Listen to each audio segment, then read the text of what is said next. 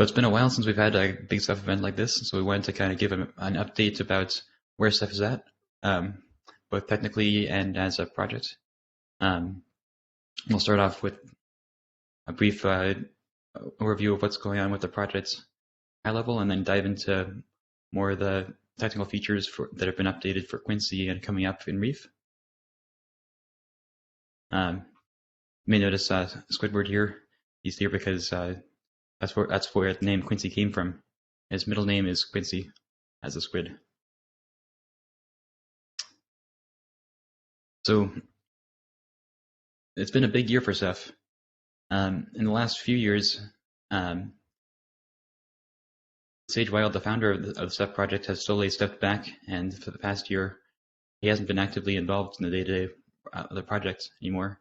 So we adopted in the past year a new governance model where we have more shared leadership driven by the Ceph leadership team with a elected executive council who is responsible for project coordination and interfacing with the Ceph Foundation, which currently consists of myself, Neha Oja, and Dan Vanderster from Red Hat and CERN, respectively.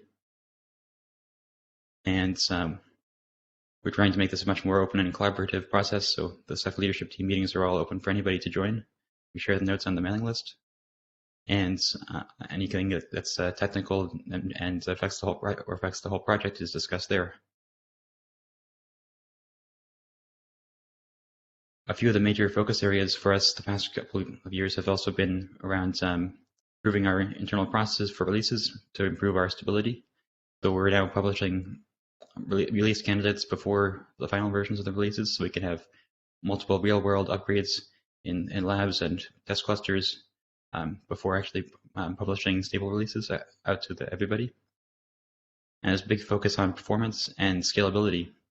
With a number of tests, which we'll go into a little bit more detail in later, running with thousands of OSDs, both at incredibly large scales at places like the Pausey Supercomputing Institute in Australia, as well as with a logical scale where we don't have thousands and thousands of disks.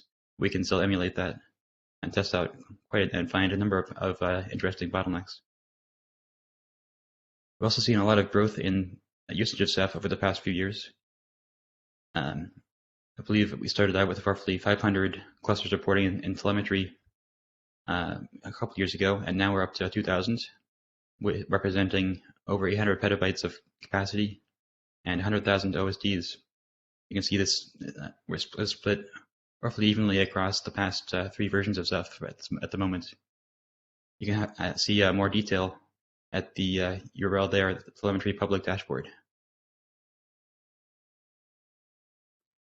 With that, I will turn it over to Dan Vanderster. Thanks, Josh. I'll speak to the community quickly. So we wanted to say a bit about the Ceph Foundation, because maybe people aren't aware of the different companies that are supporting upstream Ceph. So we have over the last year, we've maintained a healthy Ceph Foundation membership. We've got 10 premier members, all shown as on this slide there. And there's also 13 general and 11 associate members. The Ceph Foundation, it's responsible for coordinating, kicking off and coordinating the events, but it's also funding labs for upstream testing. It's funding a documentation writer. I see Zach is on the call. And it's also coordinating and funding some marketing, some kind of generic Ceph marketing. The board, which is the Ceph Foundation board, which directs all of this resources, is composed of those 10 premier members, and then also 1 elected general member and 1 elected associate member. And that's meeting monthly now, and it's quite taking over quite well. Now, another initiative recently from the last few months is there's also a user dev monthly virtual event that's nicely coordinated by Laura. That's on the call I've seen. So that's, I hope that many of you have attended that already, but it's a forum where you can connect and interact directly with the upstream Ceph developers, post some questions, hear about new features, participate in testing new features, things like that. It's quite a useful thing, I think, coming from the user point of view. On the dev side, we try to also invigorate young developers or new developers to participate into Ceph. participating in Google Summer of Code and Outreachy. And then also in September, there was a kind of hackathon, Grace Hopper Open Source Day, where we had a few developers participating on some kind of paper cuts, nice low-hanging fruit issues. I hope people are also paying attention to the regular tech talks that are announced on the mailing list. Those are quite useful if we want to deep dive into certain topics. And here we are with Cephalocon Virtual 2022. Of course, it didn't go to plan what we originally planned for this year, but I can say that we are in the early phase of discussing Cephalocon, a real in-person Cephalocon 2023. And with that, I'll hand it off to Nea. Thanks, Dan. All right, so in terms of the release process, like you all heard, there have been a lot of improvements, but in terms of the release schedule, we stick to maintaining 2 releases at a time. We are currently working on the REEF release. You can see that on the chart there. We're here, and next we are going to start working on the S release. And very interestingly, we started discussing what the S release should be named yesterday. So if you have any creative ideas, feel free to share that with us. But the upgrade path remains the same. We are supporting N-2 upgrades. So I think with that, we can move to the next slide. All right, now we'll talk about what came in QUINCY and what's coming beyond. I think we have a start with performance and scale emphasis. The reason is that the QUINCY release has been the first release where we have put in so much effort in terms of solidifying the release before we released it. As you can see, there are 4 avenues that have been listed here. The first one, like Josh mentioned, is the POSI Supercomputing Center. They were very kind to give us access. So thanks to them. But that essentially gave us the ability to test a 4,000 OSD real-world Ceph cluster. It was 64 petabytes raw storage. Clearly, there were bottlenecks that got identified, and we fixed them in the REEF release, and some of those also got backported. POSI was just a starting point. POSI gave us the idea that we need to emphasize more on large-scale testing. So we decided to create this GIBA upstream Sepia lab cluster, which is essentially a cluster of 1,000 OSDs, but it should be noted that it's logical large scale. It's not real-world setup. But even then, it allows us to test things at a scale. And for the QUINCY release, we made sure that once we had our dev freeze, we were continuously testing builds in this particular cluster, and there were a lot of issues that got identified and fixed before we actually did the first couple of RCs. So this is an ongoing process. It's not that it was just done for QUINCY. We are also using this GIBA cluster to test point releases for QUINCY at this point. And it must be also noted that this is on top of the LRC that we already have. The long-running cluster is the real-world cluster, but it's not a scale of 1,000 OSDs. So we at least have 2 upstream clusters that we are actively testing point releases on. Beyond that, there were other clusters. There was a Red Hat Scale Lab cluster that was also emulating some of the work that we were doing in POSI and also validating the fixes that we made for it. And this went up to 8,000 OSDs of logical scale. A lot of other boundaries were pushed, and issues were also highlighted and fixed for the REEF release. And finally, there was a lot of effort from Mark Nelson and the upstream developers to do high performance cluster testing. And I think we'll talk about the details in the later slides. For those interested, there's also a series of blog posts that have been done on the performance work that we've done in QUINCY, so feel free to search for those. All right, with that, let's talk about what's new in different components in Ceph, starting with RADOS.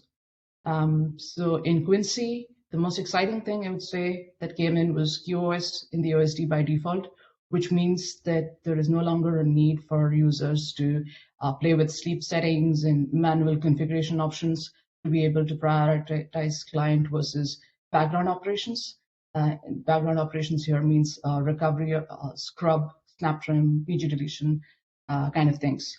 So that's pretty cool, and there was a lot of effort that was put. So some of you may be aware that the code definitely existed in Pacific, but it was not on by default. So the QUINCY cycle was used to stabilize, bug fix, and performance test mClock, the algorithm that provides QoS and Ceph. And with enough confidence, we were able to make it default. And that's what the second point covers, the extended testing that we did across workloads and across different kinds of scale. In BlueStore, a lot of exciting things. I've listed a few of them that might be interesting. Is that we removed allocation metadata from RocksDB, and this essentially significantly improved small write performance. And this shows up in our performance slides that we have also shared earlier.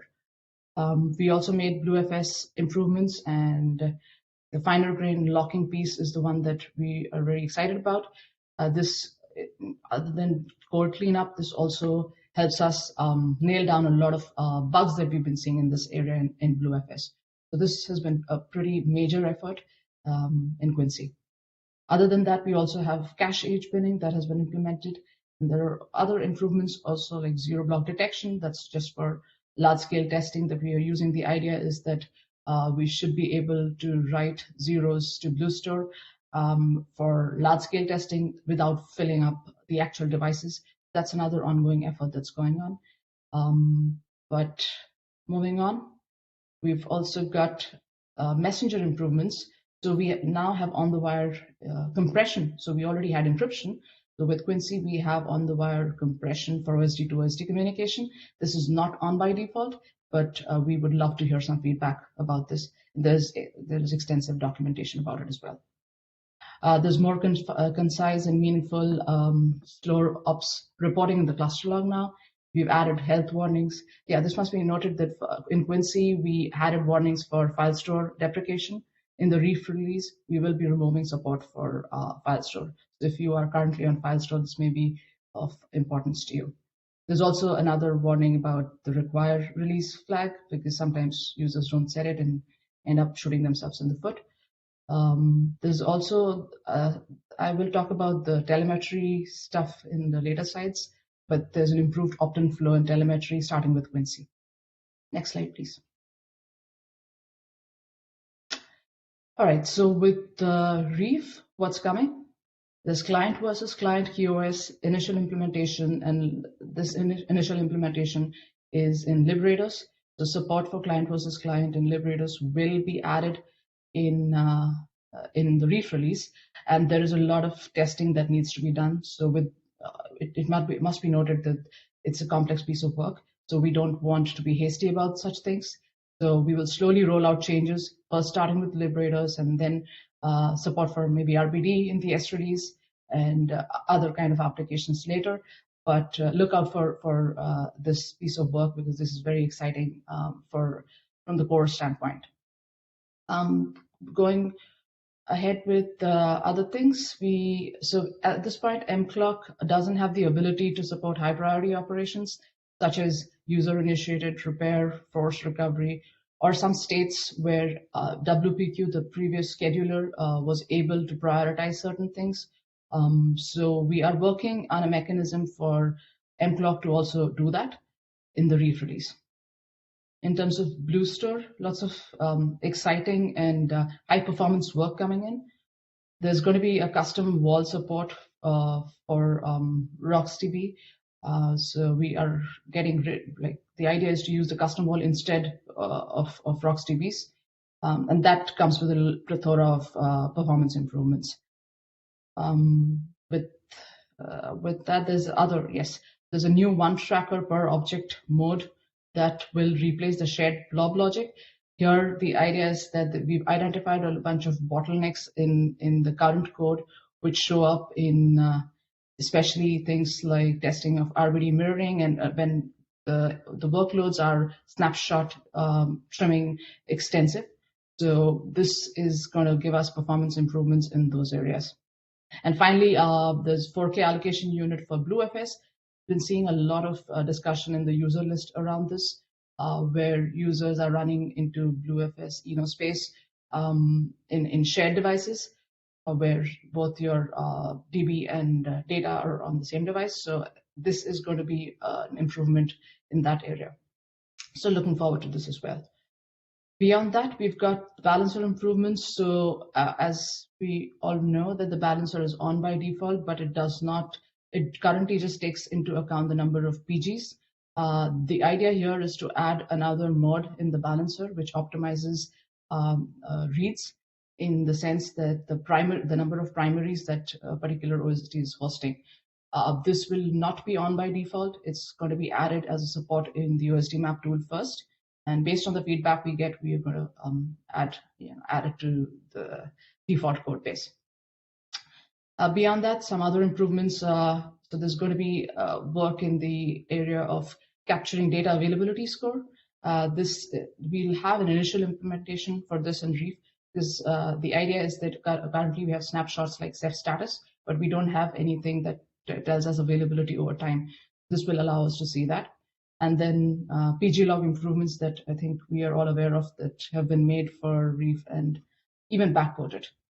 That's coming up. Next slide, please.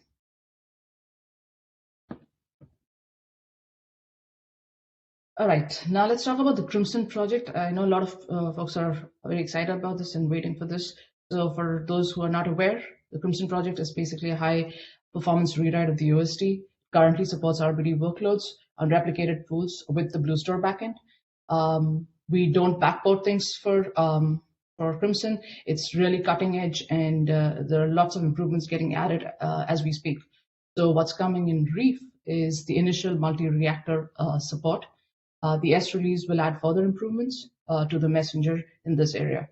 There is going to be usability improvements. So we'll have flags such as set allow Crimson and Crimson pool type, which will ensure that Crimson OSDs don't boot unless these flags are set. So this allows users to not shoot themselves in the foot again.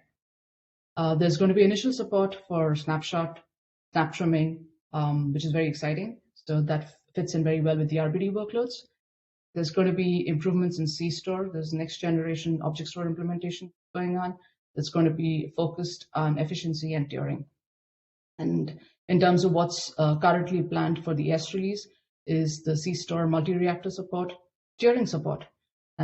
We are hoping to finish up the scrub implementation that we've been working on and come up with further performance optimizations. Next slide, please.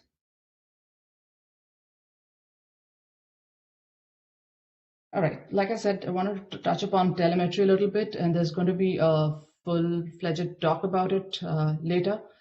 So what came into QUINCY was an enhanced opt-in flow. Why is this important and why is this cool? Is because this allows developers to collect data based on new features that we think are important. So it provides a lot of flexibility to add metrics that we want to collect.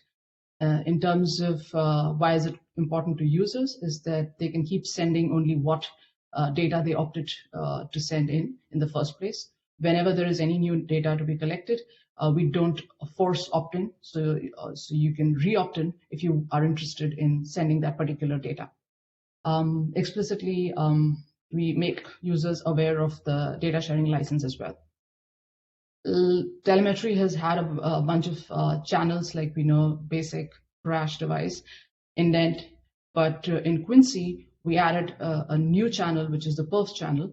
It is off by default, but this is a huge improvement in terms of what we can achieve with telemetry, is that it helps us gather performance metrics that developers can go and look at, come up with optimizations, look at bottlenecks, and do things like that. So I think that's pretty cool. There's been focus on crash report analysis. So a lot of you who use the Ceph tracker may already be looking at this. Telemetry creates automatic tracker reports with the crashes that are getting reported from user clusters. So there is the integration with our Redmine bug tracker. We have daily reports of top crashes that are happening. This is very important when we especially do new point releases. Telemetry helps us understand if there is a regression that we accidentally introduced and didn't get caught in our integration testing.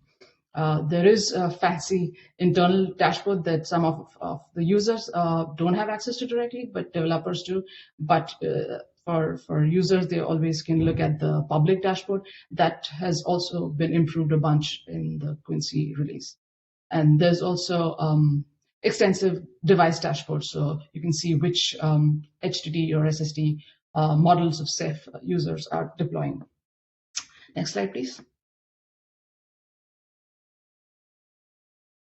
All right, so what's coming in REEF? So there's continued work on the backend analysis of the telemetry data. So all the performance data that we are collecting, we aim to analyze it in ways that are meaningful to us. So there's work going on in that direction.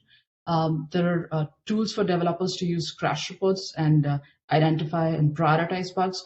So this is I think very critical in terms of prioritize. So we have bug scrubs that we do every week, component wise. But telemetry helps us understand, just like the dashboard tells us, like if there is a surge of one particular crash that's happening in a point release. Similarly, if we see a lot of occurrences being attached to a particular bug, that helps us prioritize the bug as more urgent than others based on the feedback that we are getting out of the Redmine trackers. There's more adjustments in collected data. So we will be adding more information by means of the opt-in channel that we already created. And there will be periodic backports to QUINCY as per need. One of the most interesting things that we added was also the ability to identify which orchestrator module is being used in a Ceph cluster. And with that, we now have the ability to understand how many ROOK clusters are there, how many CEPHADM clusters are there, and what other exists that we don't know about. Beyond that, finally, there's more work on drive failure prediction, building improved models. So we are improving the current models that we already have in terms of predicting drive failures, and we are collaborating with a lot of drive manufacturers for this purpose. And there's initial focus on flash failure prediction models.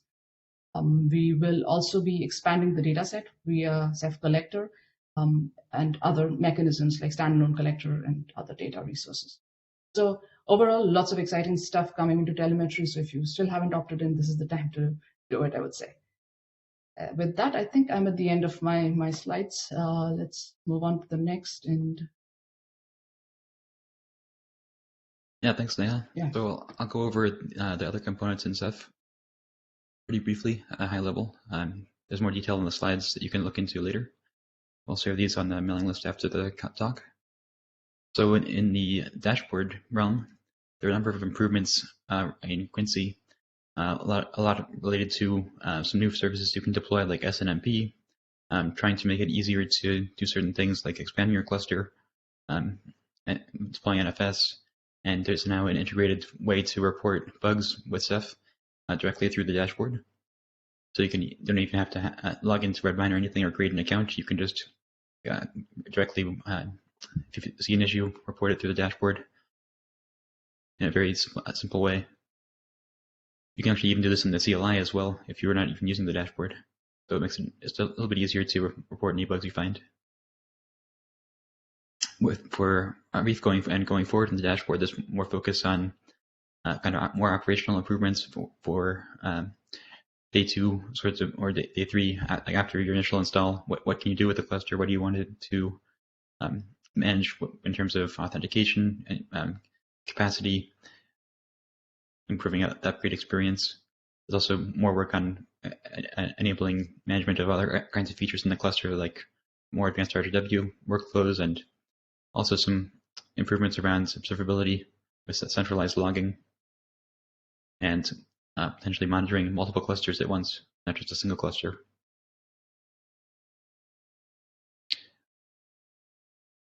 Another major focus for usability is CEPHADM. So in QUINCY, CEPHADM added a number of things automating things like memory use targets for the OSDs. So when you're deploying them, they'll get the full amount of memory that they have available to them on the host. So if you have a host with 100 gigs, You'll split that memory up between the OSDs on that host with some leeway built in. There's some headroom. You can more easily co-locate daemons. You can, and there's again more integration with NFS. As Neha was talking about, there's significantly increased scalability and performance with the introduction of the CEPHADM agent, which kind of runs things more in the background instead of in the directly within the main CEPHADM module in the manager. A lot of those improvements came out of the scale testing that Neha discussed earlier. For REEF, there are further improvements in trying to make running your cluster simpler. So this includes tuning the operating system for you, as well as being able to more finely control how upgrades run, maybe doing them only a certain number of daemons at a time. It was already possible to do manually, but this is providing extra automation around that.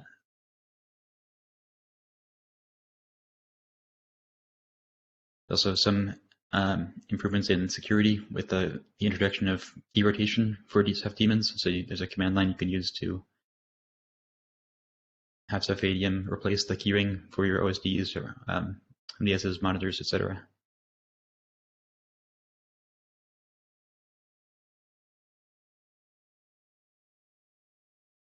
The second major way to deploy Ceph these days is ROOK. And with ROOK version 1.10, there's support for Pacific and QUINCY. Octopus support is no longer supported since it's end of life upstream. The previous version you can still run Octopus. With this version, ROOK also adds a crew plugin, which makes it easier to troubleshoot and to maintain and debug anything going wrong with OSDs or monitors. So you can easily start up a container with the same versions and the same access to disks that a given monitor or OSD daemon has, and repair it if needed, that sort of thing. Also had new support for NFS snapshots, restoring, cloning, and resizing.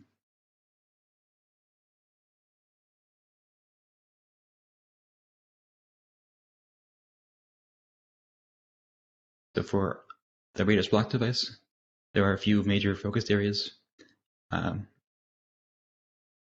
One is around new interfaces, so that there are a few existing ways to interact with RBD, main ones being the kernel driver and the user space library, which is often exposed through QEMU superrun VMs.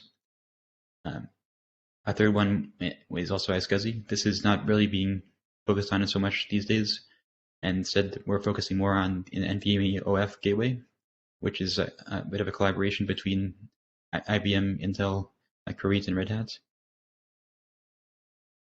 There's a lot of work underway to get this going, and it should be usable within the REEF release. There's a number of performance improvements that are being focused on and have been focused on for QUINCY and REEF. So LibRBD itself was migrated to use a more asynchronous model. It has significantly improved its performance on the client side. And Intel made significant contributions around a client-side cache, and this has been stabilized quite a bit in QUINCY, where you can have a local SSD or very fast persistent memory device, perhaps, acting as a cache on the client side. There's also been a lot of focus on stabilizing the RBD mirror daemon for disaster recovery and asynchronous mirroring of data between two clusters. And going forward in the future, a lot of interesting research going into a new log structured data format spearheaded by the Massachusetts Open Cloud folks, particularly Peter Desnoyers from Northeastern University. He's got a GitHub repo available here, and it shows very promising initial performance numbers, and looks like a very interesting potential path in the future. But it's at this point, it's kind of early days, going from a research prototype and starting to become something that is more usable in the real world, hopefully in the next couple of releases. For RGW, the RADOS gateway, there are additional S3 APIs and enhancements to those, including for server-side encryption, and for S3 select, which is a way to kind of query data and only get back the bits and pieces that you actually need instead of reading an entire tremendous object. This has a lot of integration into a number of different kinds of analytics tools, and the addition of the Parquet object format allows even more things to work with it quite seamlessly.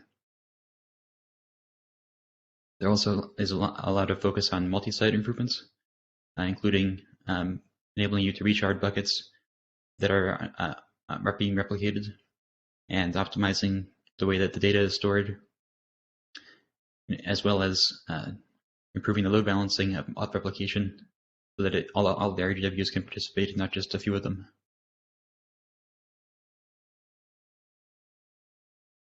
There's also a lot of work going into the RGW zipper project, which is essentially a abstraction layer that allows RGW to run on different backends.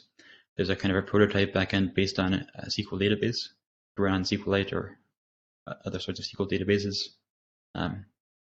It may be quite useful for disconnected workloads or perhaps very small deployments where you don't want to run a full-blown Ceph cluster underneath something. Also, it's quite exciting to see the distributed tracing work take off and become much more easily deployable and usable with the REEF release. So there's been integration with the RGW and a bit into the RADOS and OSD level of the open telemetry framework, which is a way to track requests across different services and servers in a system, with a UI called Jaeger that you can use to inspect and see where problems are, whether they're performance problems or something getting stuck somewhere. And this is now all deployable with CEPHADM and available out of the box with REEF. And finally, CEPHFS.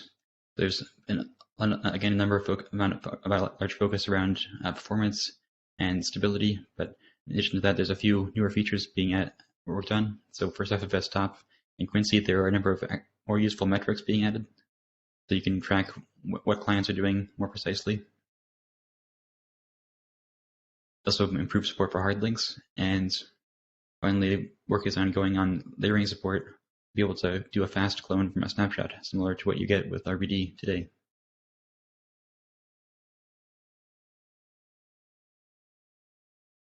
I believe that's all the updates we had for various components going into QUINCY and REEF. We may have time for some questions or... I had a question regarding the structured logging project with the RBD.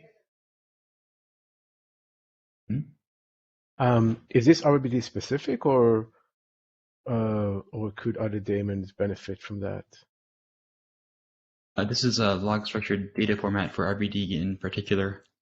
So in theory, other daemons could use that same kind of approach, but the approach being taken is somewhat RBD specific in that it's assuming a single client access. So it wouldn't work, for example, for CEPHFS. Although for RGW, I'm not sure it would be very helpful because RGW already writes large objects and doesn't do any random writes. Okay.